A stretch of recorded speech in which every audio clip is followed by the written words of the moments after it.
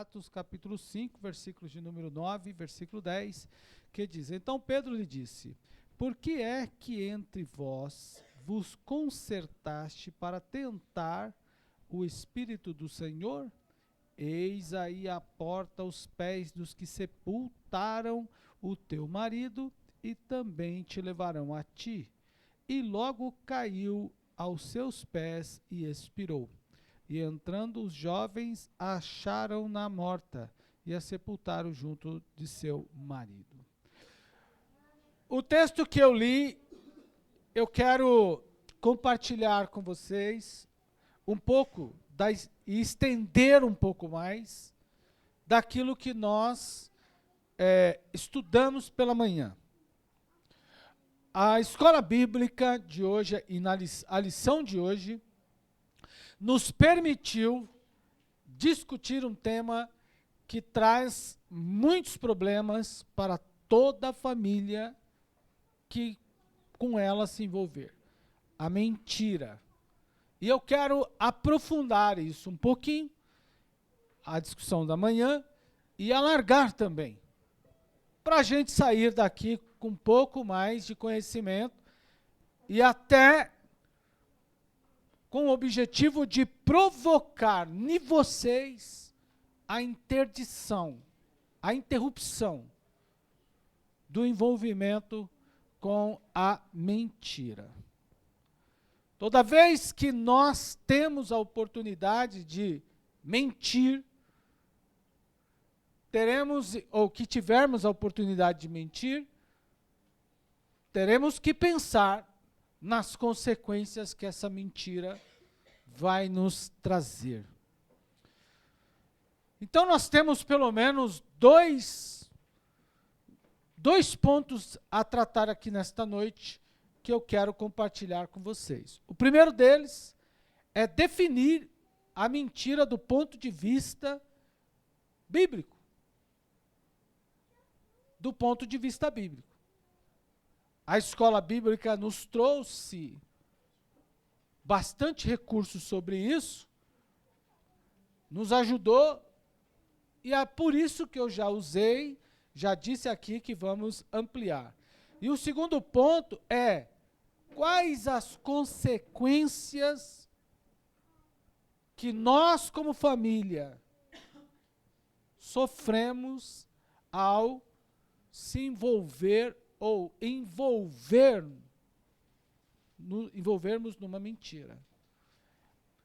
Então, em primeiro lugar, irmão, eu quero recorrer para definir a mentira, ou definir mentira, desse ponto de vista, eu recorro ao dicionário, ao novo dicionário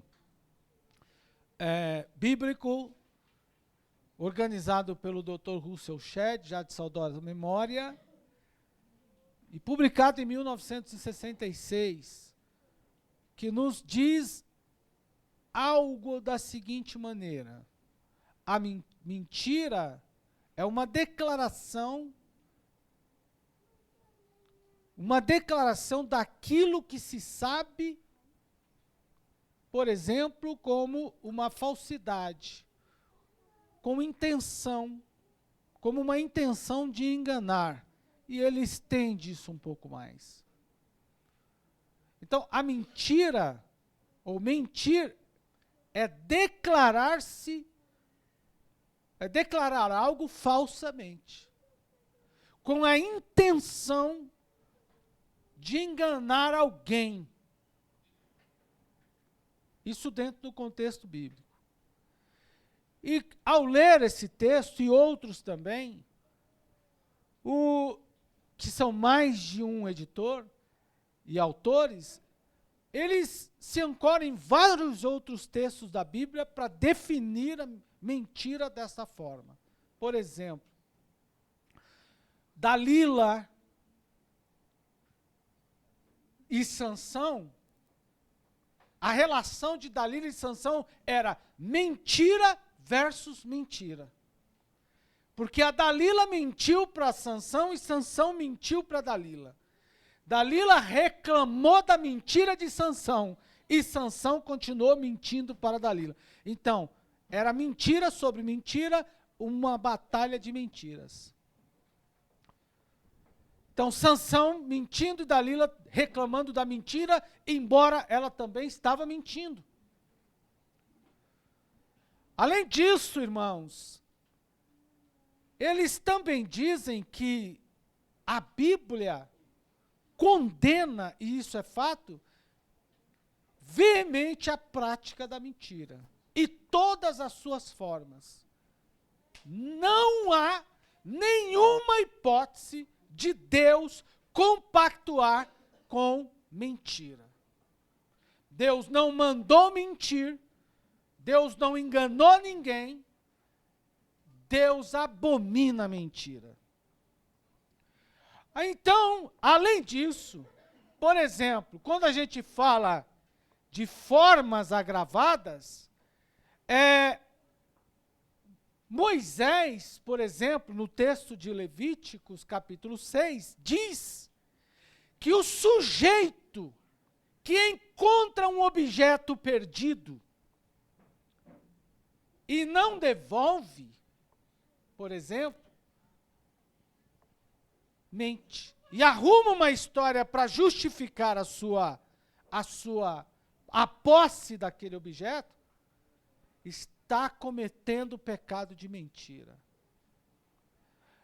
E ele é mais intenso ainda quando diz que a mentira também pode ser utilizada para incriminar ou condenar alguém.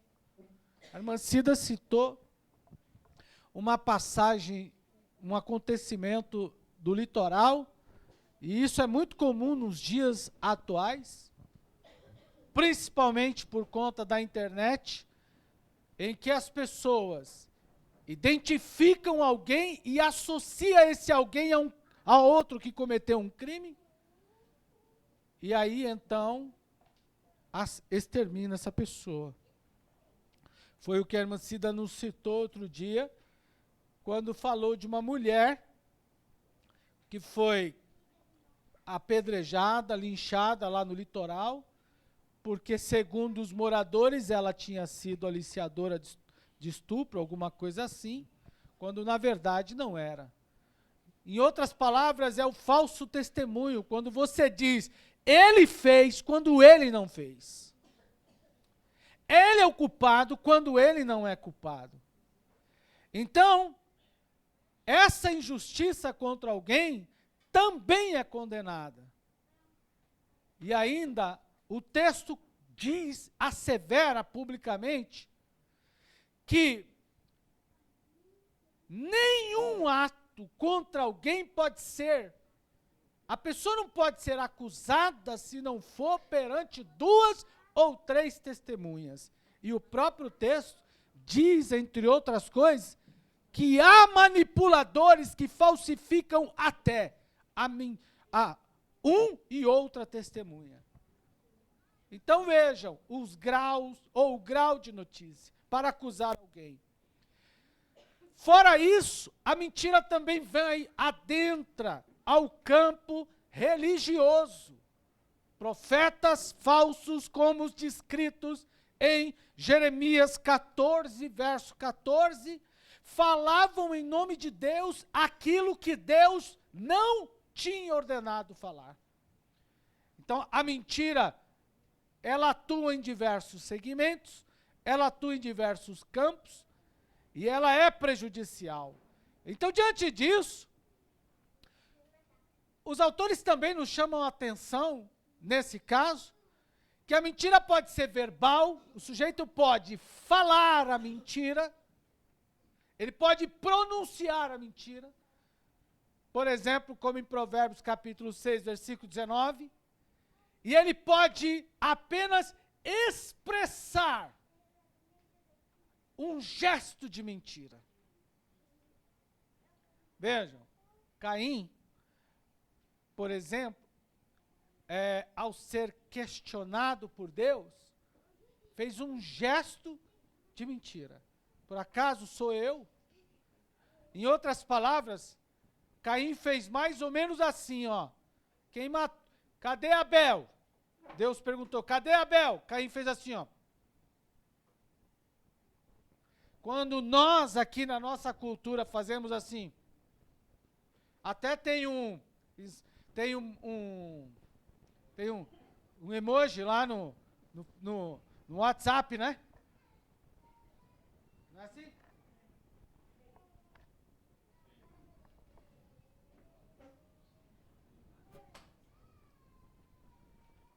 O gesto também é mentiroso. A mentira pode ser verbal, pode ser uma expressão apenas, como essa que citei. Caim também expressou nesse caso. Mas a mentira também pode, por exemplo, ser utilizada para ostentar uma riqueza que não é dele. A ostentação dos MCs, em grande parte dos dias de hoje, é exatamente a mentira. Ontem eu vi uma cena de um sujeito cantando cheio de anéis de ouro, todos os dedos, não. E eu falei assim, ele está parecendo um sheik só falta, acho que nem os sheiks que usam carros de ouro ostentam tanto ouro, por exemplo. A mentira pode ser também na ostentação. A ideia de transmitir algo, uma riqueza que a pessoa não tem, ou até para justificar a posse ou de bens alheios. Não é seu o bem, mas é posse de alguém. O Salmo 62, versículos 9 e 10, nos diz isso. Também pode ser, por exemplo, a mentira pode nos manipular, nos levar ao erro. Veja, irmão, o diabo mentiu, pegou a verdade de Deus, transformou em mentira para induzir Eva ao erro. E o apóstolo Paulo fala que nos últimos tempos, o diabo, o filho da imperfeição, virá com poder de induzir. Então ele mentirá. O próprio Satanás mentiu para Jesus ao dizer, tudo isto é meu, se prostrado me adorar. Te darei se prostrado me adorar. Quem disse que tudo que está no mundo é do diabo? O profeta velho também mentiu para o profeta novo, como descrito no Antigo Testamento. Deus disse assim, vai a Betel, grite no altar, Betel, Betel, e volte. Não fique lá. Vai, faz o que eu te mandei e volte. Se você voltar, sequer será sepultado. Se você me desobedecer. Quando um profeta velho que estava na cidade soube que o profeta novo tinha ido a Betel e gritado sobre o altar e foi embora, ele montou no animal, saiu atrás do profeta novo e disse assim, ei, eu sou um profeta e Deus mandou você voltar. E o profeta novo trocou a voz de Deus pela voz do profeta velho e voltou. E quando voltou, estava comendo algo com o profeta velho. Então, a Bíblia fala profeta velho e profeta novo. Então, a Bíblia diz que o profeta velho disse assim, Deus não te mandou não voltar atrás, pois assim diz o Senhor, desobedeceste a Deus, teu corpo será dado às aves do céu.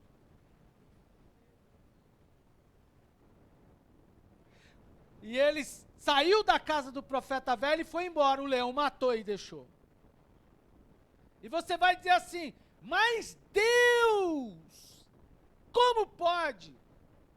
O profeta velho usou a palavra de Deus para enganar o novo, mentiu, de maneira que ele descumpriu a ordem de Deus e morreu.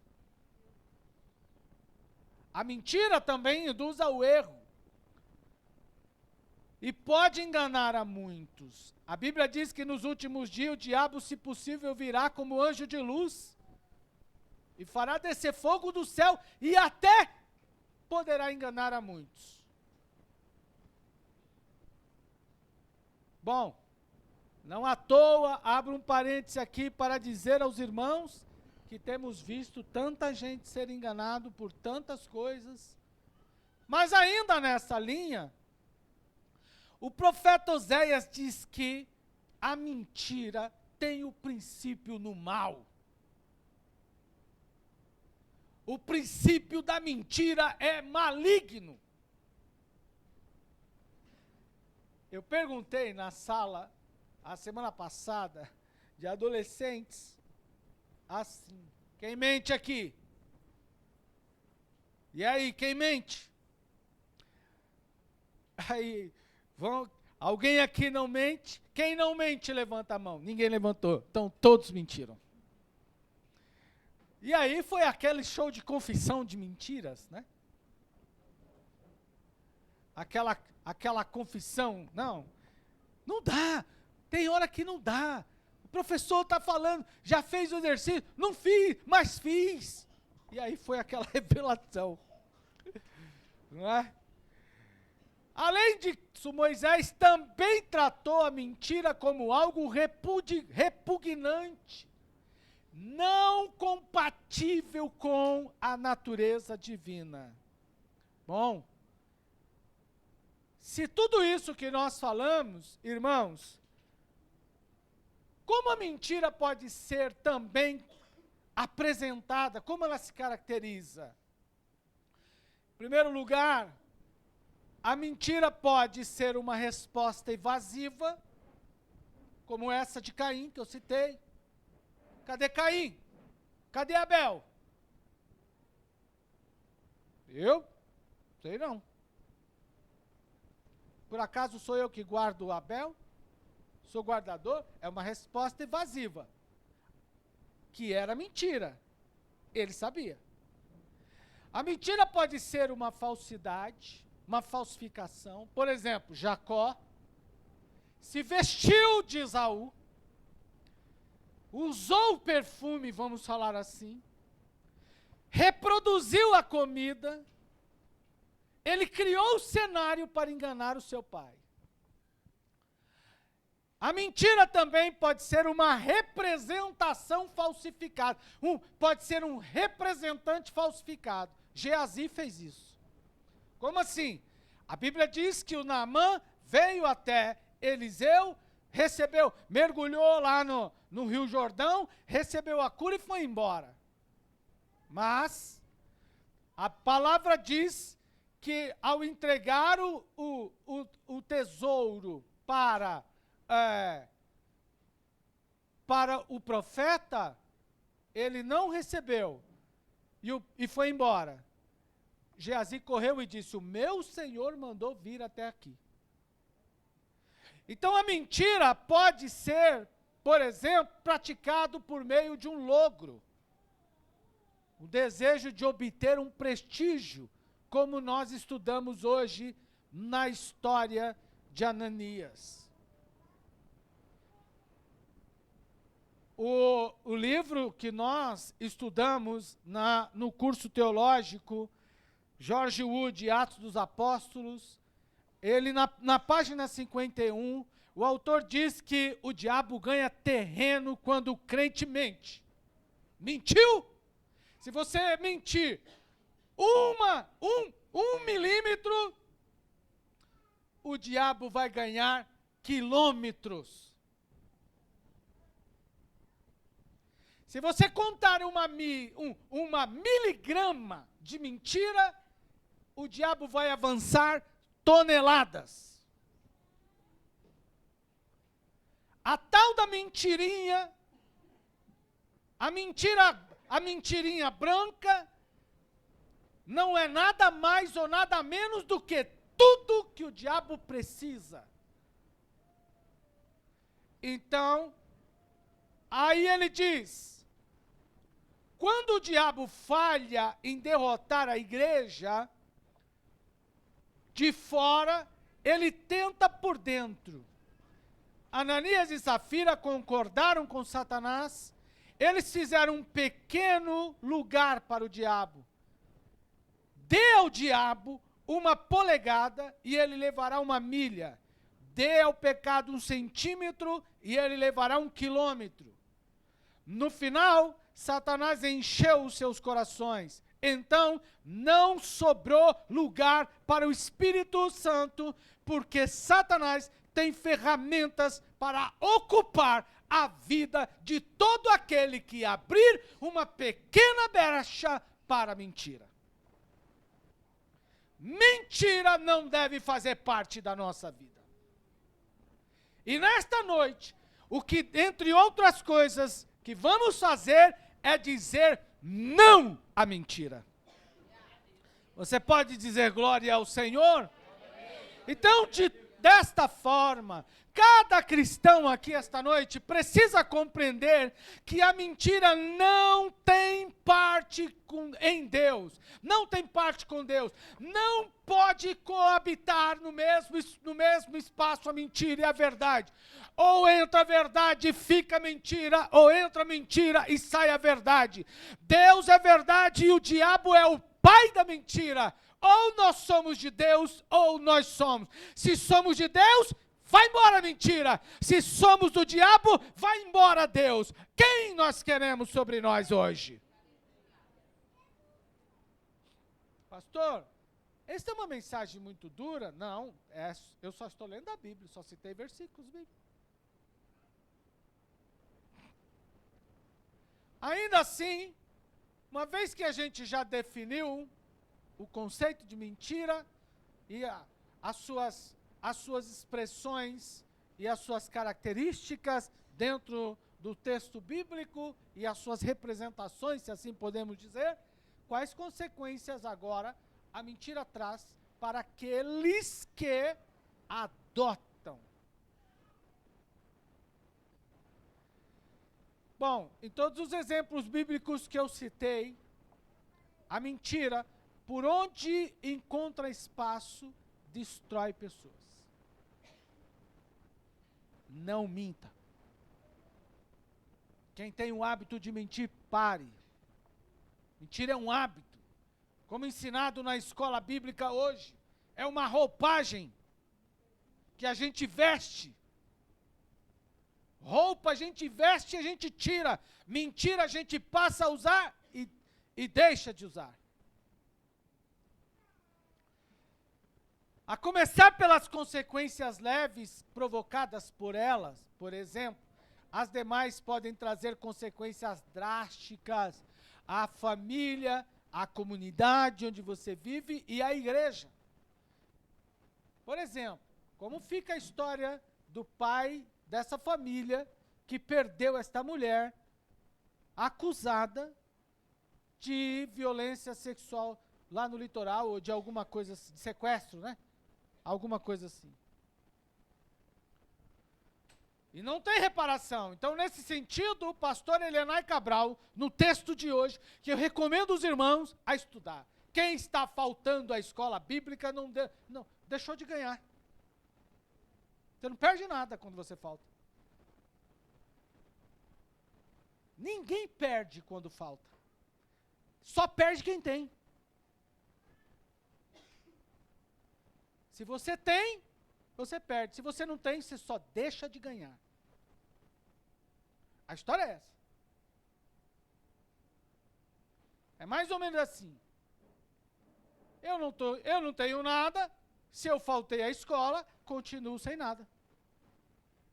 Se eu não tenho esse conhecimento, eu não fui à escola, eu deixei de adquirir esse conhecimento.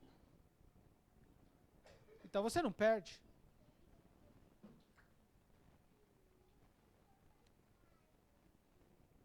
Mas recomendo aos irmãos que leiam o texto de hoje da escola bíblica, porque certamente nos ajuda muito e dá outra visão àqueles que lerem, melhor dizendo. Então, nesse sentido, como alega o pastor Elenay Cabral, não há mentira curta, de perna curta, ou mentirinha, como eu já citei. Mentira é mentira. Toda mentira tem um preço, toda mentira tem problemas, vai causar problemas e causa danos. No caso de Ananias e Safira, a morte foi a consequência. A morte dos dois. E hoje na sala de aula, eu criei um cenário interessante que eu quero trazer para a igreja. E eu amplio ele aqui. Como ou partiu de quem a história de vender a propriedade por um preço e entregar outro valor? Ananias não foi obrigado a vender. Vendeu porque propôs.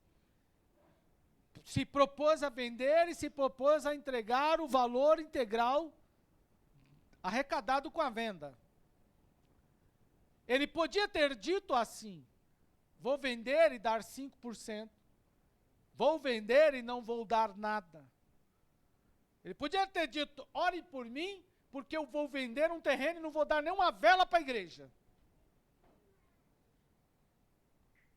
Ele podia ter dito isso.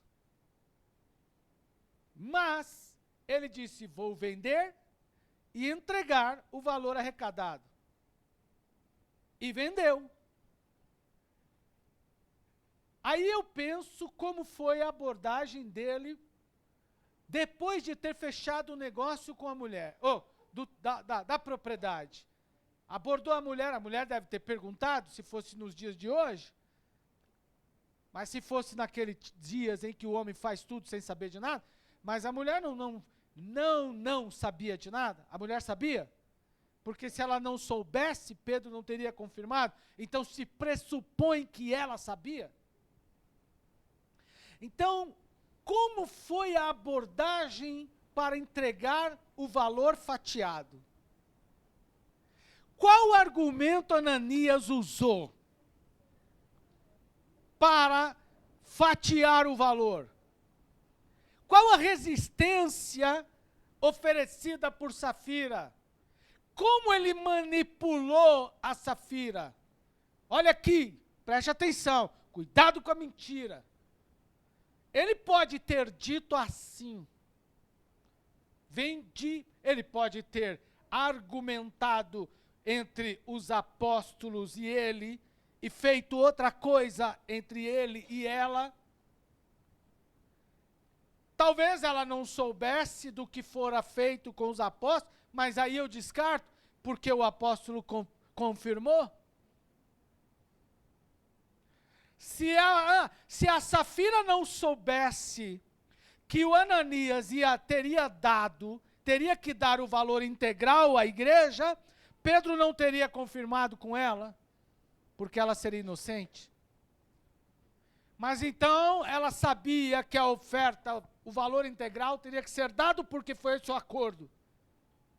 E qual foi a abordagem que ele fez?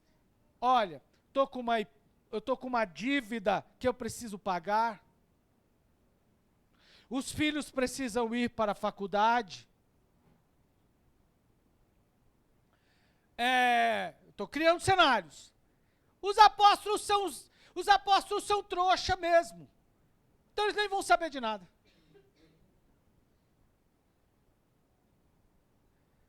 Qual foi o argumento utilizado por Ananias para manipular? O que é manipular? Manipular é tirar eu vou manipular o celular, tirar de um lugar, colocar em outro. Tirar de uma posição, colocar em outra. Eu vou manipular o Marcos agora, por exemplo. Hipoteticamente, eu vou manipular, vou movimentar o Marcos. Marcos, você pode me trazer um pouco de água? Manipulação. Qual a forma que Ananias usou para manipular Safira? Será que ele seduziu? Vamos vender, vamos pegar esse dinheiro, vamos para um passeio nas ilhas X, Y. E pense você naquele barco com esse dinheiro. Mas e ela pode ter perguntado, mas você não disse que ia dar? Mas os apóstolos não sabem o valor.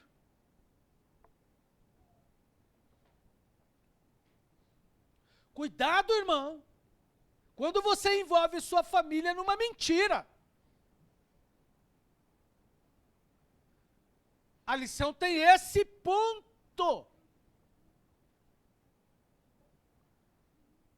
O pastor nos chama atenção ao fato de que a mentira não nasce e nem aparece do nada.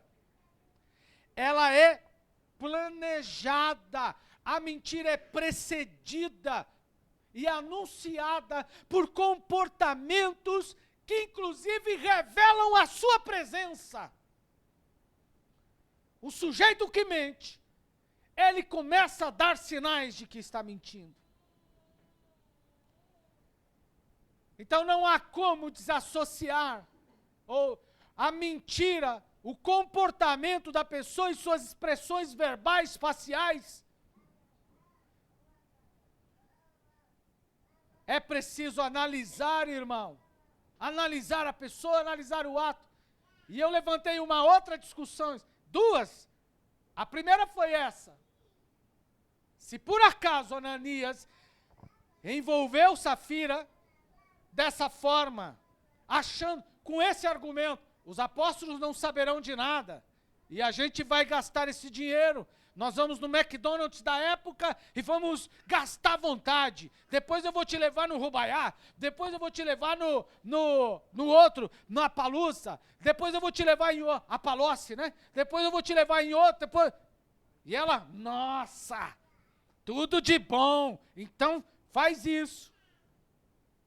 Qual foi a sedução? Se fosse nos dias de hoje, vou comprar aquela casinha para você, vou montar aquela, vou colocar aquela mobília, seja lá qual foi a sedução. Não importa. Mas vamos imaginar que depois da morte dos dois, tivesse uma salinha de espera, já com fogo queimando no pé.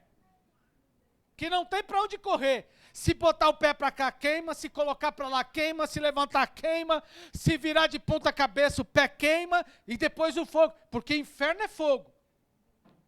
E depois vai queimar o corpo todo. E o pé pegando fogo. Imagine a Safira, que chegou 3 horas depois, foi perguntar para Ananias o quê? Por que é que a gente está aqui? Por que que o Pedro falou? Por que que o Pedro falou aquele negócio para mim e de repente eu tive um piripaque e estou aqui com meu pé pegando fogo? Qual foi o diálogo entre os dois, possível diálogo entre os dois depois de morto, se isso acontecesse?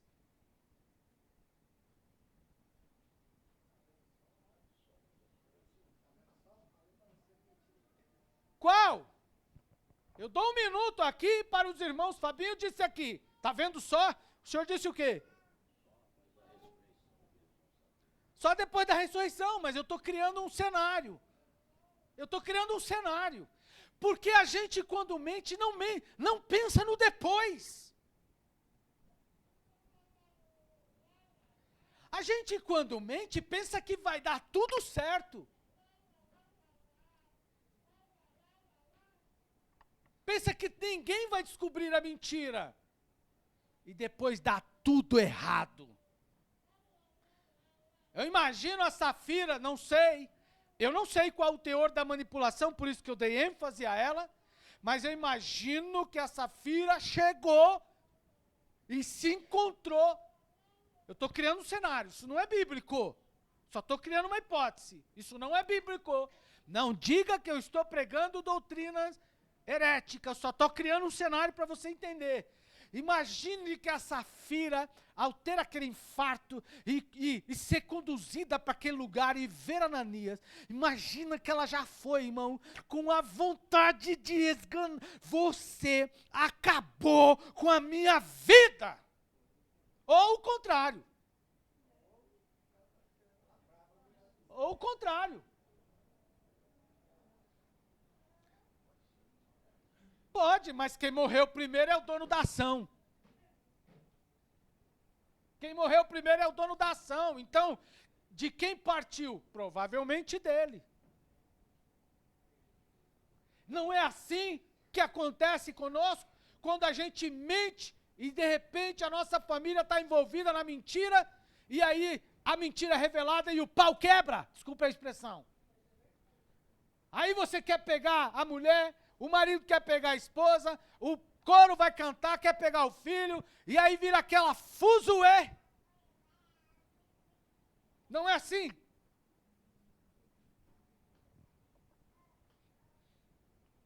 Irmão, é preciso analisar se vale a pena.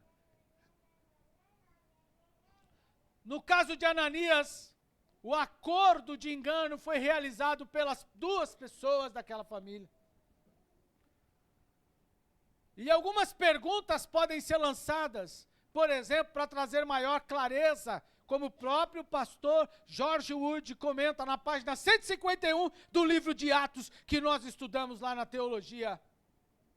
E alguém diz assim, estudar teologia para quê? Vá lá no livro, está lá, página 151, leia lá. Você vai ver, chama-nos a atenção algumas. Por exemplo, as pessoas falam do que vão fazer. As interações do coração de qualquer pessoa são reveladas de alguma forma. Ninguém consegue esconder nada por muito tempo. Você pode esconder de mim, pode esconder do A, pode esconder do B, pode esconder do C, pode esconder... Há poucos dias, alguém me perguntou se eu sabia que era possível você marcar, esconder as publicações de alguém. A pessoa pode esconder de mim, pode esconder de A, do B, do C, pode esconder de quem quiser, mas alguém sempre vê. E o melhor, Deus vê. E Deus, que não deixa passar nada, revela. Glória ao Senhor. No livro do pastor Elenay Cabral, ele conta um testemunho super interessante que compartilho com vocês. Numa noite de ceia, o pastor foi orar pelo pão, como é costume. Sempre as igrejas fazem o pão. E na hora que ele pegou o pão para orar, aqui a gente apresenta o pão numa bandeja. Antes da Covid-19, nem sempre... E algumas igrejas não é assim, o pastor pega na mão.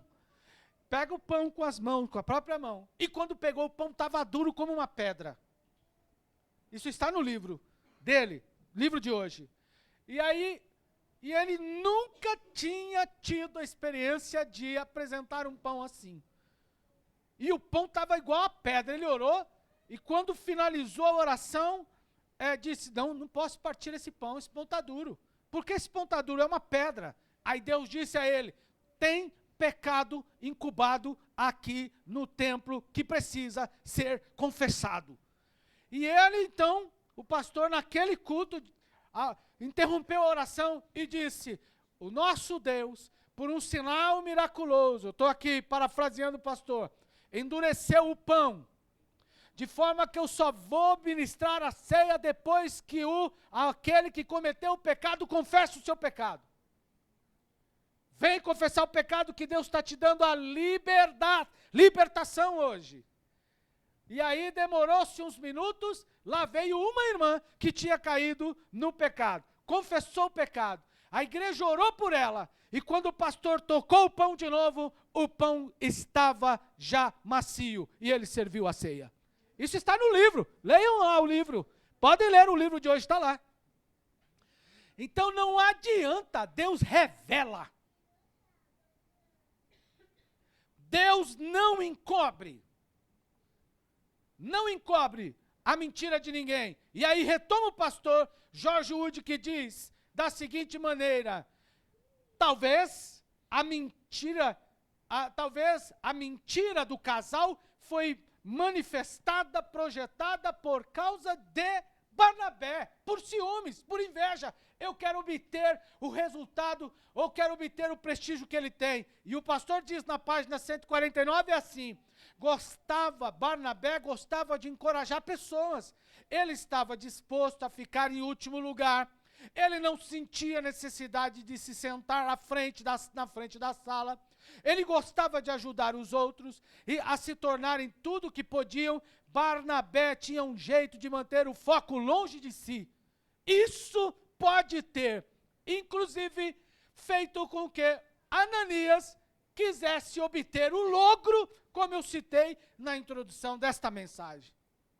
De toda forma, irmão, o texto bíblico ainda diz que Barnabé se tornou um mestre, a tal ponto de ser chamado por Jesus para apaziguar a presença de Paulo e introduzir-o no colégio apostólico. A igreja primitiva teve medo de Paulo quando se converteu, e foi Barnabé quem apaziguou o ânimo dos irmãos. Esse mesmo Barnabé que talvez gerou a inveja no Ananias, que o fez mentir e levar a família toda para o inferno. Ainda assim diz a Bíblia, lá no livro de Atos, capítulo 9, versículo 26 e 28, quando chegou a Jerusalém, Paulo tentou reunir-se aos discípulos, mas todos estavam com medo dele, não acreditando que fosse realmente um discípulo. Então Barnabé o levou aos apóstolos e lhe contou como no caminho Saulo vira o Senhor. E ainda diz assim o texto, que lhe falara como em Damasco ele havia pregado corajosamente o nome de Jesus. Assim Saulo ficou com eles e andava com liberdade em Jerusalém, pregando corajosamente em nome do Senhor. Olha o prestígio de Barnabé. Foi Barnabé que doou. A Bíblia diz que Barnabé foi o primeiro a doar ali, pelo menos é o primeiro a ser relatado. O nome, a Bíblia diz que os irmãos doavam, mas Barnabé doou sua propriedade. Então, diante disso, os autores do texto concordam com a vida. O sucesso de Barnabé levou Ananias a mentir contra a igreja. Inveja leva o sujeito a mentir. Por quais possibilidades o homem mente? A mentira, ela vem por inveja, ela vem por ciúmes, ela vem por ganância, ela vem por achar que o outro pode ser alguém tapado. O fato é, irmão, que não podemos mentir de forma nenhuma, porque não há pacto com Deus. Não há pacto entre Deus e mentira. Alguém outro dia disse assim a mim: pastor, ora por mim. Eu já falei para vocês do ladrão, agora eu vou contar outra. Ora por mim. Por quê? Porque eu preciso arrumar uma desculpa para determinado lugar, e eu não sei o que vai fazer. E aí ele contou a situação. Eu disse: você está orando, pedindo para que eu ore você, para Deus te abençoar, para enganar alguém? É mais ou menos isso, sem dizer que é isso. Então vamos arrumar um fundo de verdade para dizer que a minha mentira não é toda mentira. Mentira não tem pacto. Olhe para mim aqui, irmão, preste atenção. Não vale a pena mentir. Não vale a pena de toda forma. A mentira é um risco. Mentira é um risco, não vale a pena, mancha a vida, destrói a família, acaba com o lar. Acaba com o lar. Esse episódio demonstra que o marido, em hipótese, corrompeu a esposa. Irmão, não corrompa sua família. Irmã, não corrompa seu marido, nem seus filhos. Filhão, não corrompa sua mãe. A ganância ou por qualquer outra coisa das quais citei. Também não sabemos, por exemplo, se a conversão do Ananias foi falsa ou verdadeira, mas tudo nos indica que ele não se libertou da roupagem. Olha aqui para mim, irmão, o que é conversão? Conversão não é um adorno, não é um enfeite. Conversão não é um anel que você coloca no dedo, não é uma gravata florida. Conversão é novo nascimento, é dizer ao velho homem mentiroso, enganoso, o homem ruim, pecador, adúltero. Quando eu falo homem, eu falo mulher. É dizer ao velho ser, dizer assim, você não serve mais para esta vida, não quero mais você, eu me despojo de você, porque a partir de hoje eu sou novo em Cristo. Mas pastor, eu estou vestido na mentira, eu estou vestido no pecado, eu estou vestido na prostituição, eu estou vestido no adultério, essa roupa está quase que colada no meu corpo, como diz os torcedores, é uma segunda pele, não importa, Deus vai arrancar essa pele de você, aleluia! Você crê nisso? Diga glória ao Senhor. Hoje é a noite de se despir da mentira e se vestir da verdade. Levante a mão e adore ao Senhor. O vocabulário da mentira, as arquiteturas, as articulações mentirosas vão desaparecer da nossa vida. A verdade pode doer, a verdade pode não gostar, mas é ela que vai levar você ao encontro de Deus. E Jesus é a verdade, aleluia! Precisamos pensar isso. Em segundo plano, podemos também imaginar que o orgulho levou esse casal a fazer isso. Portanto, irmãos, o que devo fazer então a partir desta noite e desta mensagem? Deixe de mentir.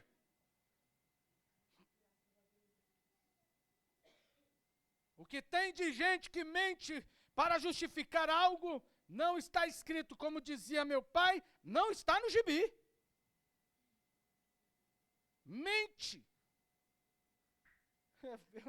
Irmão, isso é tão interessante que há poucos dias eu gosto de brincar com algumas crianças, né?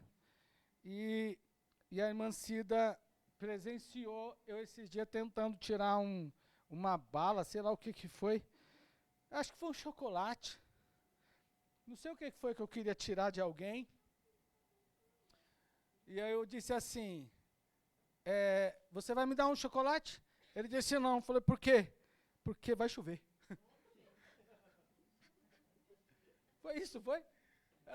Vai chover. Eu falei, mas o que tem a ver a chuva com chocolate? Não, vai chover, você não vai, vou ter que me molhar para ir buscar. Veja só. Ó, vai chover, eu vou ter que me molhar para ir buscar. Aí eu falei, não vai chover. Aí hoje, foi ontem também, eu acho que eu disse assim, não sei se para uma criança, eu disse assim, me dá aí eu quero 4 chocolates. Foi pro meu sobrinho. Eu quero 4 chocolates, me dá 4. Ele tem, meu irmão compra compra caixinhas de chocolate, Choquito, Prestígio, e ele tem lá. Aí eu falei, eu quero comer um chocolate. Aí eu disse, não, quero comer 2. Aí 2 também não, quero 3, 4. Vai lá, busca 4 Prestígio pro tio, que eu quero 4 Prestígio. Ele falou, não pode. Eu falei, por quê? Vai dar dor de barriga. Ele falou assim, vai doer a barriga. Eu falei, como é que você sabe que vai doer a minha barriga? A minha barriga é maior que a sua. Ele falou, não pode, dói. A mentira, você deve se afastar dela. Por onde você anda? O que você faz? O que você fala? De toda forma, o que vimos hoje é que não vale a pena. Quem nós somos? Falamos a verdade ou falamos mentira?